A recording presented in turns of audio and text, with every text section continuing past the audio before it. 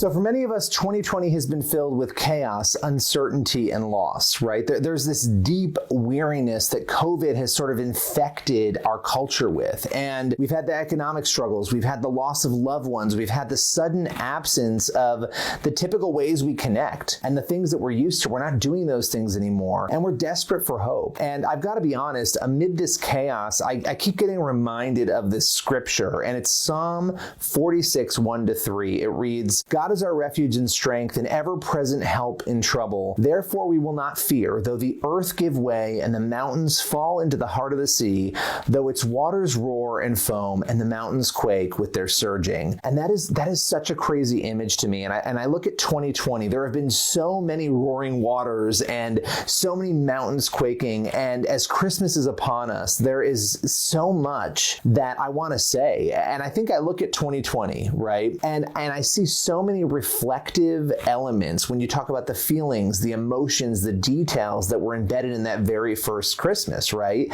You had fear, uncertainty, difficulty, and ultimately you had hope. I mean, I think of Mary. Let's start there, right? This total shock when the angel Gabriel reveals to her that she's going to be pregnant. I mean, talk about your entire world imploding and changing. Then you've got Joseph, who encounters what I can only imagine was fear, frustration, dismay, maybe even anger when he finds out about Mary's pregnancy. And then you've got the shepherds. They're out there just tending to their flocks, doing their thing, when they have this crazy moment of a lifetime, and they're told by an angel about Jesus's birth, right? And the Bible tells us they were initially terrified until they heard the good news, and then they went and they saw it for themselves. And I really can't forget this, because this is huge, right? The chaos that erupted when Herod sought to kill Jesus, right?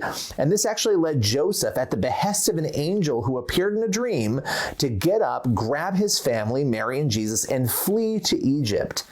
Again, you've got fear, uncertainty. And in all of this, the chaos, there was a plan. God worked within all of that consternation for his purposes. And here we are today in 2020 dealing with unimaginable circumstances. We have so many people struggling economically. They've lost jobs, businesses are gone, income is gone. We're grieving for ill and deceased family members. We are weary. I mean, that's the only word I can use. And some of us are scared. Some of us are terrified. We have these feelings that are, again, reminiscent of Mary, Joseph, the shepherds, that unsettled feeling, right? But there was hope, right? They had hope. And the thing about hope that is so amazing is that it never changes. And you look at the lessons that the Holy Family and those around us taught us: obedience, seeing through the fog, love, protection, listening to what God is trying to tell us, even when nothing around us makes sense. Those are huge lessons.